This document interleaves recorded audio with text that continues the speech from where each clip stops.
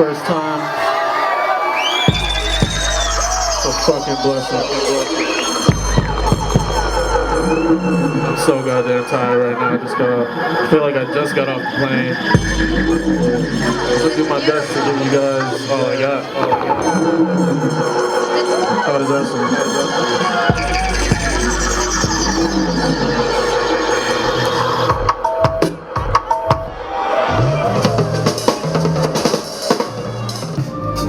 I see you blooming in that drive, yo. I never seen this color before, what you call it? Never see this moment again, would you pause it? Thirsty for that new, reaching for the faucet. Your mother must got some chicken broth, how you so thick and saucy, I know. Hey, you tired of grinding for focaccia. You know I got to do this thing proper, like all hell Babata. Not an A&R's baby mama. Raise a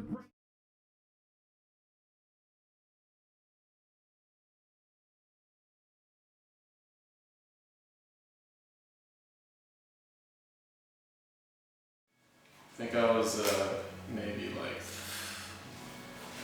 I don't know, maybe like 3 or 4. My uncle had a band, because he was in the Navy, and apparently there was like a bunch of bands that would play on the naval bases, and my uncle was in one of those, and he would also like curate shows.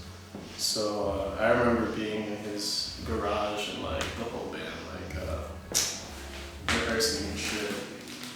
And I always wanted to play the drums, but yeah, it was like some new wave shit. I don't remember the music too well, but from what I can remember, it was like some like punk new wave stuff. But yeah, that was like the earliest thing I can remember. Was it in Jersey? That was in San Diego, yeah, which is where I was originally born. Yeah. For me, it's hard to recollect that far back, but my dad plays the trumpet. My older sisters play the piano, so it's kind of always in the house. That's what's up. And then like the first big thing for me was Michael Jackson. Mm-hmm. Had the glove and like the. You had the glove? I had one glove. I don't. It wasn't like a Michael Jackson. The sequins? Yeah, no, it's just it was just like a glove. winter glove. Yeah. But it was good enough. Oh yeah. Yeah.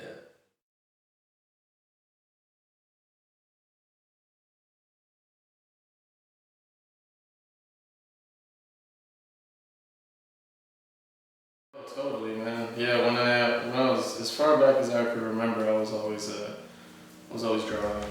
My older brother is an artist, and I always looked up to him when I was younger. So he was drawing, I started drawing. He started b-boying, I started b-boying. That was like I was really into b-boying before I started making beats.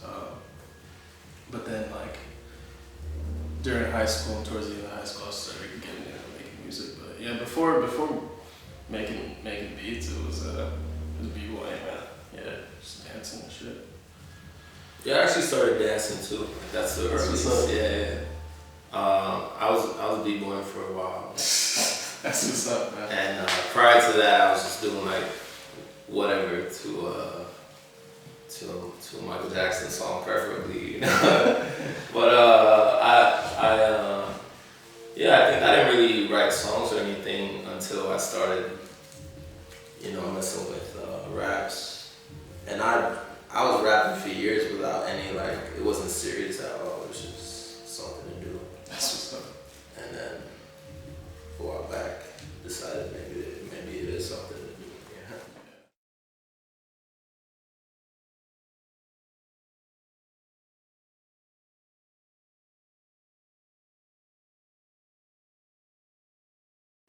Yeah.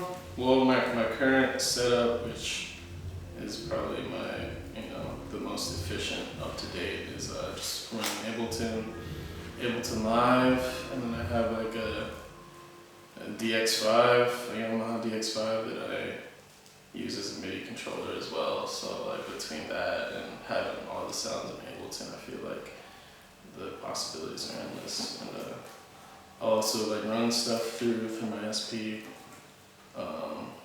Yeah, I keep it pretty minimal, you know. Like I feel like I don't really need too much to make music. I feel like sometimes if you have less, it's actually a little bit more creative that way. But man, an instrument that I would like to be able to play besides, I'm always learning new stuff about playing the keys, but I would like to get into like stringed instruments. You know, like that's something that I never really dived into, like guitar or some shit. But Steel drums. Hell yeah.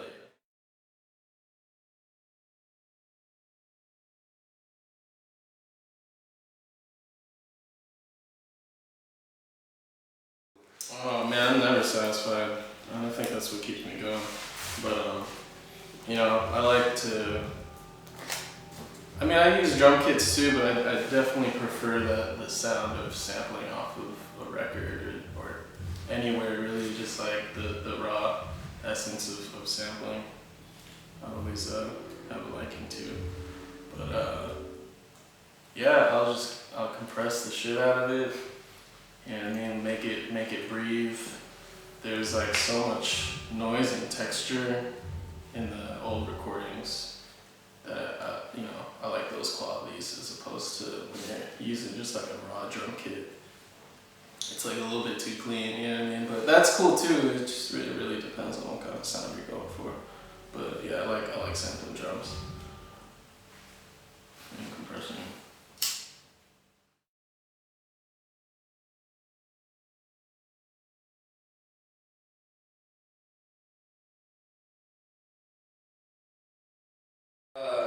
Early on when I started writing raps, I was very I was listening to a lot of like political rap, so that was like my thing. Like I was very much about the you know, the world and how it's messed up and what we gotta do to, you know. But as I got older, that intention kind of bled into my beat selection. So I feel like the beats are the main piece, like the main part of the piece.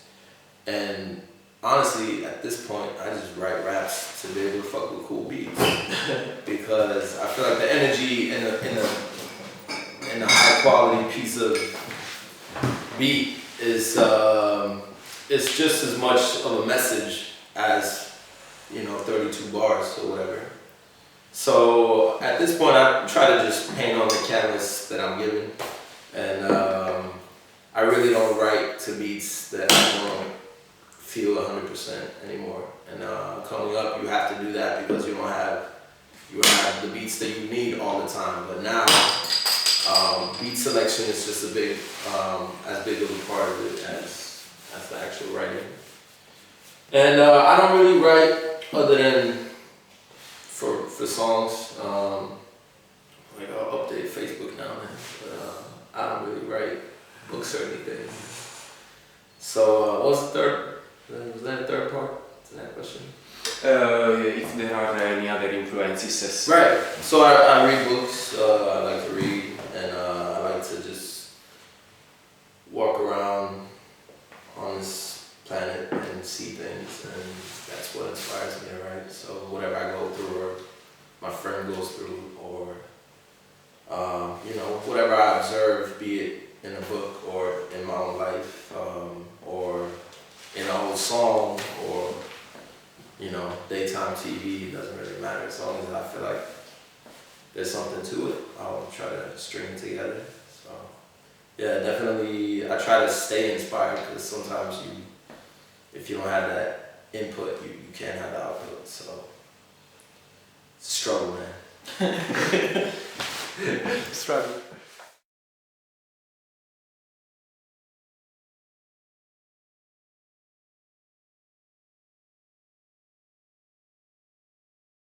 Yeah, I collected records for years, and it kind of started from understanding that hip hop came from somewhere else and another era, and gradually I started to like, you know, Bob James more than I liked DJ Premier. So it was just like a broadening of the mind,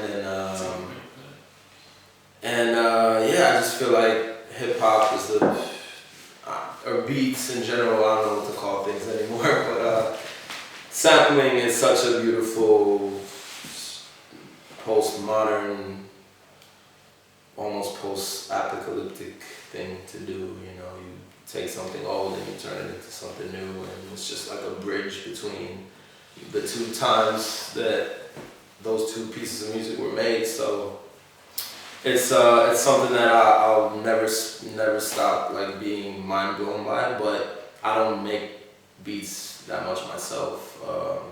Part of the reason that I kind of gave up on that is that I have too many friends who make really good beats. So it's hard for me to try to sit down and like boop boop bang, try to do something, because I know I'll be able to write to, you know, really good production. So I don't really make beats anymore. But yeah, I think that's like my relationship with beats. It's even more intriguing to me than raps. You know, I just rap to have a friend named The Beat on my side.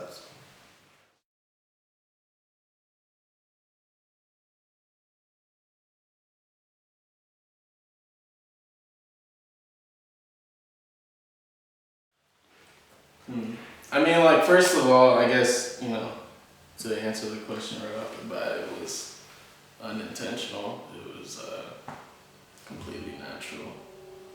But yeah, I think as you get older, you want to strip down what's there, and I feel like as I continue this journey of like musical understanding, things don't have to be so in your face. You know what I mean? Like you can definitely like get your message across without using too much energy, you know. For example, too many sounds. So I guess maybe with those two records in particular, I wanted to go for something that was a little bit more gentle than what people were used to, you know. Just because there's a lot of bangers these days, you know. Like a lot of people are making those crazy club tracks, you know, and there's like plenty of it. So I feel like it's necessary to provide a balance and a contrast to that, you know. The day after soundtrack. Yeah. So, you know, I don't know if I answered that properly, but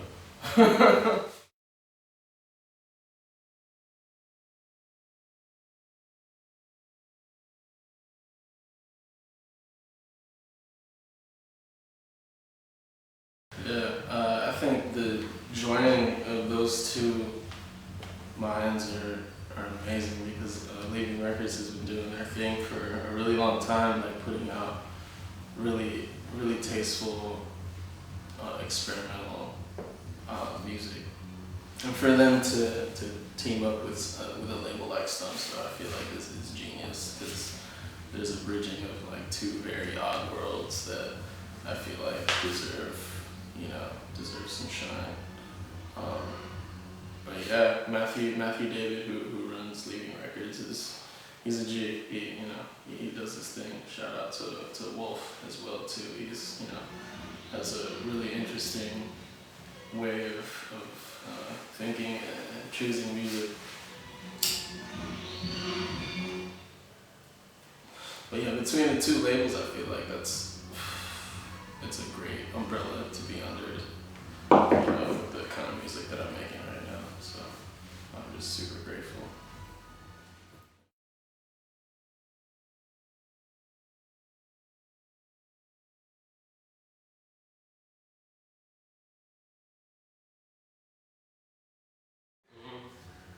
It's a good question.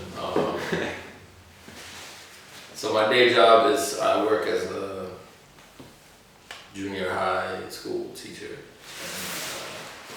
It's part-time and it's cool. Like, it definitely keeps you grounded and humble. And sometimes I feel like a classroom and a venue like tonight they're pretty much the same thing. Like you have to walk up there with a lot of authority and know what you're about to do. One big difference is that my day job is at 8:30 a.m. and the rap shows are, late in the evening. So different vibes, different age groups, but it's kind of just the same thing. Like you have to try to communicate something that matters to you and something that you want the recipient to, comprehend. And so in that sense, I feel like one kind of feeds off the other. And in terms of working as a teacher and using some of like my music background in that job, it's definitely helped me create like cooler classes for the kids sometimes. Like I have like a beat making session, and I've recorded rap songs with some of my students, so that's cool. So yeah, I feel like whatever you can do to bring in what you know the best into that job, that's a good thing. And I'll probably end up being a teacher when all of this is, over, because I think it's a good job and I enjoy it. But I'm also trying to quit my day job right now, so I'm a little ambivalent, but it's cool.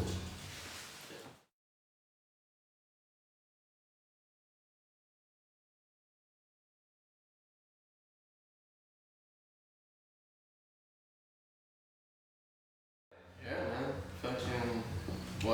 We linked up when you came out to LA, like a couple years. What is it, like 2 years now? Yeah. Yeah, just instantly vibe, man. Like I heard the stuff that you put out, and I was like, I fuck with it automatically. So when he went back home, I just, I would send him whatever I was working on, and that became Low Jams. I also sent Ringo samples from my record collection. Yeah. So like half of the EP is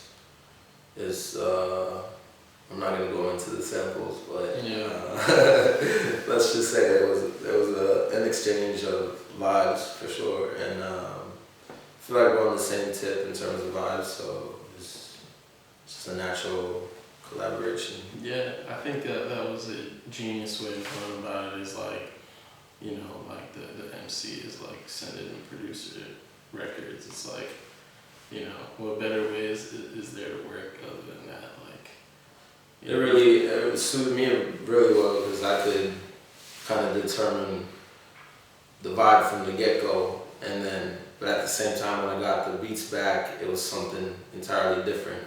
So it felt fresh to me, even though I knew what the sample was originally. Yeah. So it's fun. We're doing the same thing right now, and we'll see what it amounts to. But Low Jams definitely, for me, changed a lot of things.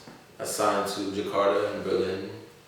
I'm in Paris right now, so it's an important release for me. Yeah, that shit's tight, man. Like, it's a classic for me. You know what I mean? Discogs.com.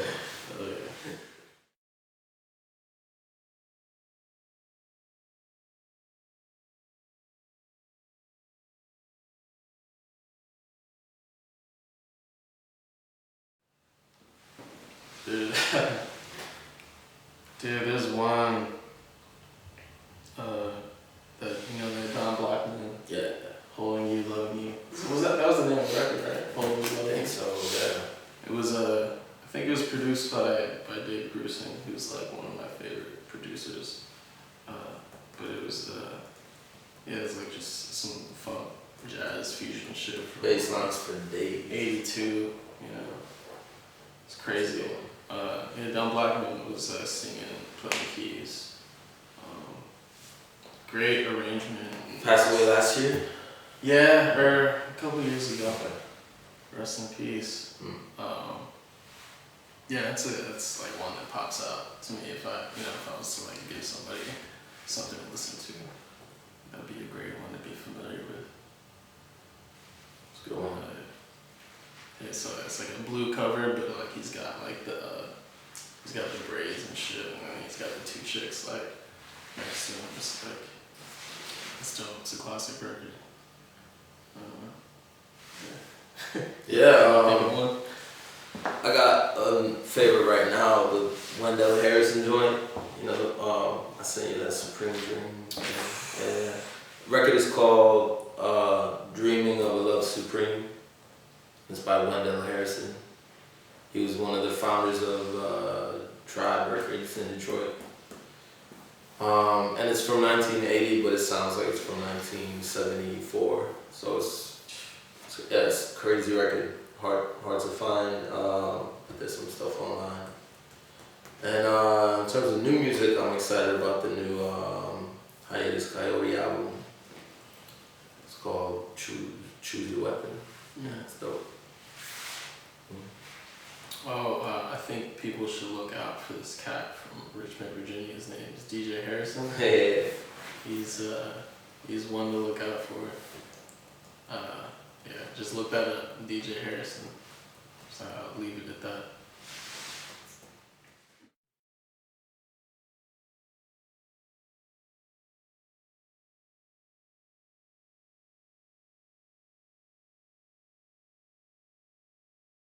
Oh yeah, I'm trying to finish this next record for Stone's Throw.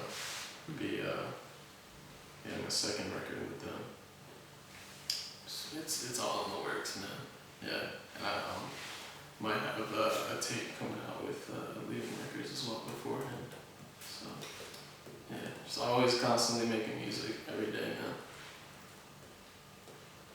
Yeah, same here, just trying to stay productive. So I have a new EP coming out with Fred Fades. I do it back in Oslo. And that's on Jakarta Records as well. It's called Fruitful, and I think it's going to be out this summer. So that's like a 10-track EP, I guess it's an LP. And working on a mixtape with beats from DJ Harrison, Swarby. I think I'll get my dude Like on there. Like Compacted, he's got some beats on there. And then me and Ringo are doing some tracks, so yeah, we'll see. But we're definitely working, like, we're not. Always inspired, man. Yeah, Always inspired. Just putting the time in, trying to make something that excites us, you know. Trying to just find those chords, man. Yeah. Just find the right chords.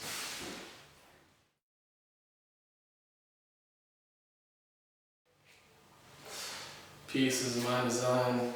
Chilling with Ivan Ave. We're chilling with Groovisionaries.